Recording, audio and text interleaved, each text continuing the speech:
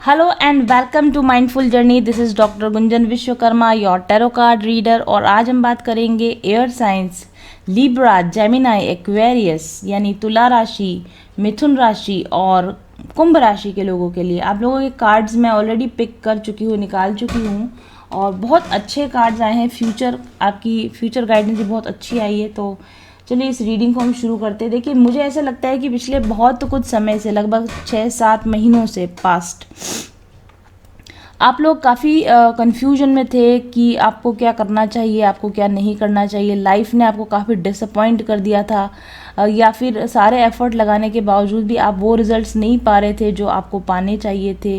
एक good time, एक अच्छे टाइम की बहुत आप वेट कर रहे थे। और आप में से बहुत सारे लोग पेशेंटली शायद जो भी कुछ घट रहा था उसको अपना कार्मिक इशू मानकर उसको रिजॉल्व करने के लिए कोशिश करते रहे, पॉजिटिव बने रहे, लगातार प्रयत्न करते रहे।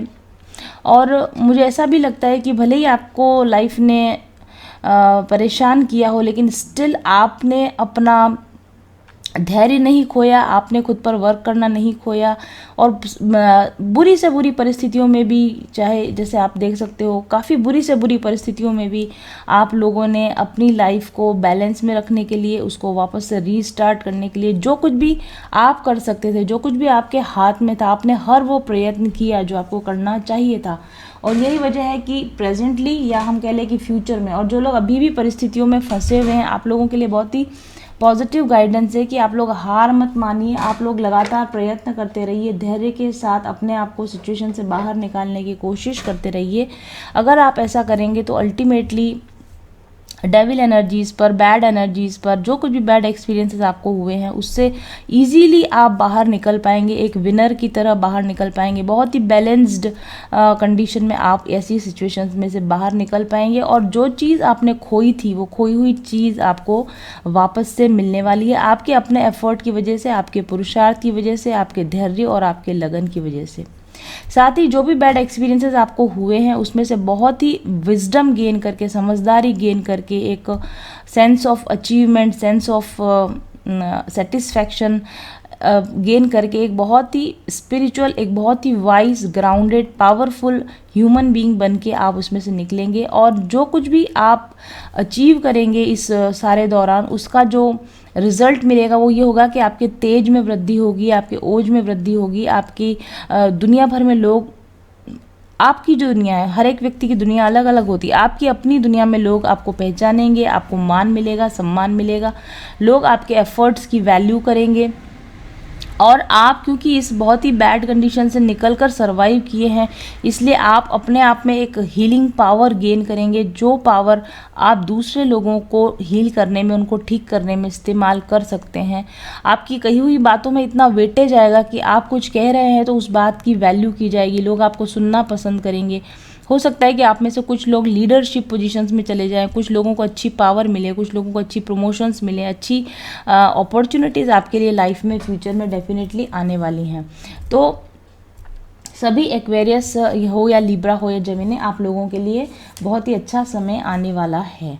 अब हमारे पास आपके लिए कार्ड है धनवंतरी कार्ड है, गॉड ऑफ मेडिसिन कार्ड है। अगेन वही बात है कि 2-3 चीज़ें हैं इसके अंदर। इस वक्त में आप अपने हेल्थ का थोड़ा अच्छा ख्याल रखिए, और आप नेचुरल डाइट, ऑर्गेनिक डाइट लेना शुरू कीजिए। अगर दवाइयाँ अगर आपकी कुछ चलती हैं तो कोशिश कीजिए कि आप हर्बल मेडिसिन्स लें या आप आयुर्वेदिक मेडिसिन्स लेने की कोशिश करें और अपने आप को हेल्दी बनाए रखने की कोशिश करें। गॉड धनवंतरी का ब्लेसिंग्स आपको मिल रहा है। आपकी हेल्थ इश्यूज़ जो भी होंगे वो भी समय के साथ में रिजॉल्व होते जाएंगे, तो आपको बहुत अधिक चिंता करने की ज़रूरत नहीं है।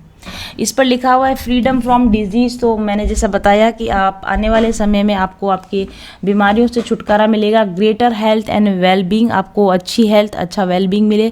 Mastery of the medical sciences, अगर आप लोग मेडिकल साइंसेज की स्टडी कर रहे हैं या मेडिकल फील्ड में कुछ करियर बनाना चाहते हैं तो आपके लिए गाइडेंस है कि आप उस फील्ड में मास्टरी अटेंड कर सकते हैं। और स्पिरिचुअल नॉलेज एंड लिबरेशन भी इसके ऊपर लिखा हुआ है।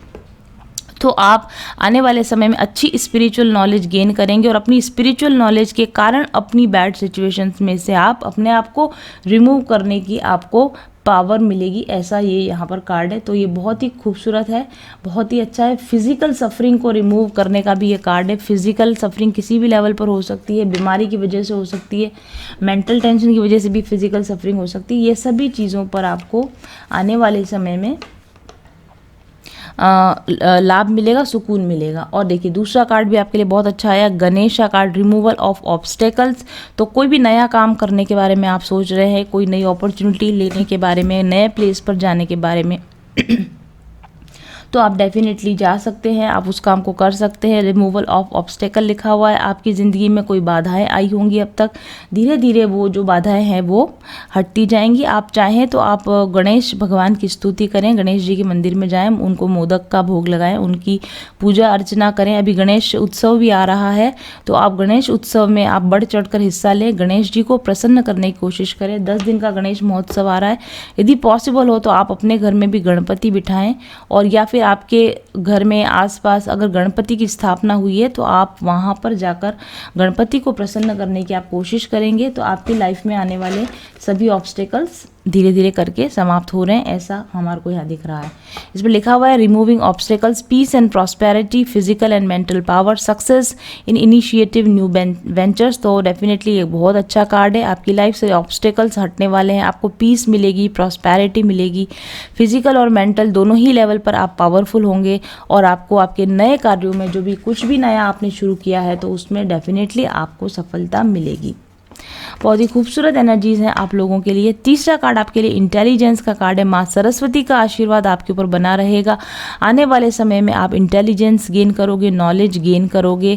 बहुत सारी चीज़ें जो आपको अभी तक समझ में नहीं आ रही थी, आपकी समझ बढ़ने लगेगी, और आपकी ज़िंदगी में शांति आएगी, सुकून आएगा, ग्रेस आएगा आपकी लाइफ में। एक फेमिनाइन एनर्जी आपके अंदर, एक ग्रेसफुल फेमिनाइन एनर्जी आपके अंदर डेवलप होगी। आप अपने सेक्सुअल एनर्जीज़ को आप बैलेंस करके रख पाओगे, और एक नर्चरिंग, केयरिंग, फेमिनाइन एनर्जी में आप रह पाओगे। आपकी प्रेजेंस में लोगों को सुकून मिले, आपकी प्रेजेंस में लोग अच्छा फील करें, लोग आपके पास में आना, आपको सुनना पसंद करें, ऐसी एनर्जी भी हमको यहाँ पे दिख रही है। म्यूज़िक थेरेपी का आप इस्तेमाल इस समय में कर सकते हैं। अगर आप कोई सितार वादन करते हैं, वीणा वादन करते हैं, किसी भी तरह का इंस्ट्रूमेंट आप बजाते हैं, तो आप उस इंस्ट्रूमेंट के थ्रू अपने आप को एक गुड वाइब्रेशंस में आप लेकर आ सकते हैं। अच्छी किताबें पढ़िए, अच्छी बुक्स को अपना साथी बनाइए, एकांत में रहिए, जहाँ तक हो सके आप मेडिटेशन करें, अकेले में रहने की कोशिश करें, अकेले में सुकून से, अकेले में प्रसन्नता के साथ रहने की कोशिश करें, अकेले में रहकर अपने नॉलेज का विस्तार करने की और अपनी आध्यात्मिकता का विस्तार करने की आप कोशिश करें। ऐसी गाइडेंस आपके लिए आ रही है। और नेक्स्ट इस पर लिखा है the senses are superior to matter, mind is higher than the senses and higher than the mind is intelligence, but the soul is higher still. धीरे धीरे आप हायर इंटेलिजेंस की ओर जा रहे हो। मटीरियल गेन से, मटीरियल लाइफ से ज़्यादा ज़रूरी है माइंड की पीस, ज़्यादा ज़रूरी है, या फिर जो हमारी दूसरी कोई भी नॉलेज जैसे इधर उधर की दुनिया की जो बातें होती है उसकी बजाय स्पिरिचुअल नॉलेज को गेन करना आपके लिए ज़्यादा ज़रूरी है, या ईगो के ऊपर सोल का ज़्यादा इंपॉर्टेंस है। इस तरह की हायर कॉन्शियसनेस आपके अंदर समय के साथ डेवलप होने वाली है, तो बहुत अच्छी बात है। देखिए इसके साथ मैंने आपको नेक्स्ट डेक से भी 2 कार्ड्स आए हैं जो कि बहुत अच्छे कार्ड है। सेंस ऑफ कंट्रोल, ऑब्वियसली जब आपकी हेल्थ अच्छी होती है, जब आपके ऑब्स्टेकल हटते हैं, और जब आपके अंदर इंटेलिजेंस होती है, आपके अंदर सही और गलत को पहचान करने की विवेक होती है, तो सेंस कंट्रोल आपके अंदर ऑटोमेटिकली आता है। ऑटोमेटिकली आपका डिवोशन बढ़ता है और डिवाइन की तरफ। जो भी लोग आस्तिक हैं, इसका सीधा एक ही मतलब है, जो लोग डिवोशनल ऑफरिंग्स करते हैं भगवान को, इसका मतलब ये नहीं है कि वो ओल्ड फैशन्ड है। इसका मतलब ये है कि वो अपने से किसी एक बड़ी सत्ता की प्रेजेंस को स्वीकार करते हैं, सरेंडर करते हैं। चाहे ये देखिए आप ब्रह्मा जी हैं जो कृष्ण भगवान के सामने झुक रहे हैं, चाहे आप इंडिविजुअली आप कितने ही बड़े हो जाएं, कितना ही आपने अचीव कर लिया हो, लेकिन आपके ऊपर एक परम सत्ता है, इसका विश्वास और आपको करना होगा। और इस विश्वास पर जब आप झुकेंगे, जब ये एक इंसिडेंट है, जब ब्रह्मा जी ने सारे जो ग्वाल थे और जो गाय थी, भगवान की गायें थी, उनको चुरा लिया था, ये देखने के लिए कि अब भगवान क्या करते हैं। बहुत ही इंटरेस्टिंग ये एक टॉपिक है, श्रीमद् भागवत में आता है। 1 साल तक ब्रह्मा जी ने भगवान के सभी ग्वाल बालों को, उनके गैया को, सबको चुरा के रख लिया था, और ये देखने के लिए कि कृष्ण भगवान क्या करते हैं। तो कृष्ण भगवान ने ऐसी लीला करी थी कि हर एक ग्वाल बाल के घर में भगवान स्वयं उनका रूप बनाकर पहुंच गए। गायें भी भगवान खुद बन गए, बछड़े भी भगवान खुद बन गए, ग्वाल बाल भी भगवान खुद बन गए, और 1 वर्ष तक वृंदावन में किसी को पता ही नहीं चला कि इतनी बड़ी घटना घट गई है। ब्रह्मा जी अल्टीमेटली अपनी गलती का एहसास करते हैं और भगवान के चरणों में नतमस्तक होते हैं। तो आप ईश्वरीय सत्ता पर पूरा भरोसा कीजिए, और भरोसा आप करना सीखेंगे आने वाले समय में। आप जो कुछ भी कर रहे हैं वो ईश्वर की पावर से ही कर रहे हैं। ईश्वर के अतिरिक्त कोई और पावर है ही नहीं जो काम कर रही है। यदि आप कुछ बड़ा अचीव कर रहे हैं तो उसका ईगो मत रखिए कि मैं बहुत बड़ा हूँ या मेरे से आगे कौन सी शक्ति है, मुझे देखना है। आप भगवान को टेस्ट करने के लिए, भगवान की पावर को टेस्ट करने की इंटेंशन दिमाग में रखेंगे तो ईश्वर आपको आपकी तुच्छता का एहसास बहुत जल्दी करवा देगा। इसलिए बेटर है कि आप जो कुछ भी कर रहे हैं उसके लिए आप ईश्वर का धन्यवाद दीजिए कि उन्हीं की पावर की वजह से आप कुछ भी अच्छा कर पा रहे हैं। ओके, और देन हमारे पास में गाइडेंस कार्ड एक्चुअली है one who is able to withdraw. देखिए, सीधी सी बात है, यहाँ पर प्रसन्नता किसको मिलती है? सच्ची प्रसन्नता किसको मिलती है? जो अपनी सेंसेस को विड्रॉ करना जानता है, जो कंट्रोल करना जानता है, जो दूसरी कोई भी ऑब्जेक्ट से माया में नहीं बनता। आप देखें कि ये ब्रह्मा जी जो है ये स्वयं माया में फंस के इन्होंने ईश्वर के साथ में ये जो घटना बनी थी वो इसलिए हुई थी क्योंकि ब्रह्मा जी पर्यंत जितने भी जीव है सभी मायाबद्ध जीव हैं, और आप ईश्वर को तब तक नहीं पा सकते हैं जब तक कि आप माया के कंट्रोल में हैं। और माया को तभी कंट्रोल किया जा सकता है जब आप अपनी इंद्रियों को कंट्रोल करें, अपनी सेंसेस को कंट्रोल करें। तो अपनी सेंसेस को कंट्रोल करना सीखें। आपकी जो क्रेविंग्स होती हैं, कभी गुस्सा आ जाता है, कभी आपको कुछ इच्छाएं हो रही हैं, आपके अंदर जब तक कोई नेगेटिव क्रेविंग रहेगी या कोई भी पॉजिटिव क्रेविंग रहेगी, जब तक किसी भी प्रकार के ऑब्जेक्ट पर, ईश्वर के सिवा किसी भी अन्य चीज़ पर आपकी क्रेविंग रहेगी, ईश्वर को पाने के सिवा और किसी भी वस्तु को पाने की आपकी आकांक्षा रहेगी, तब तक आप माया से पार नहीं पा सकेंगे। तब तक आप फर्म भगवान के चरणों में फर्म अपना बिलीफ आप मेंटेन नहीं कर पाएंगे। तो इस पर लिखा है कि जिस तरह से कछुआ अपने हाथ पैरों को चारों तरफ से समेट लेता है और अपनी शैल में चले जाता है और अपने आप को प्रोटेक्ट कर लेता है, इसी तरह से आप भी अपने सेंसेस को, अपनी इंद्रियों को, उनके जो पर्टिकुलर ऑब्जेक्ट्स हैं उनसे आप अपने आप को दूर कर लीजिए। तभी आप विजडम में एस्टैब्लिश हो पाएंगे, तभी आप ट्रू डिवोशन आप पा सकेंगे।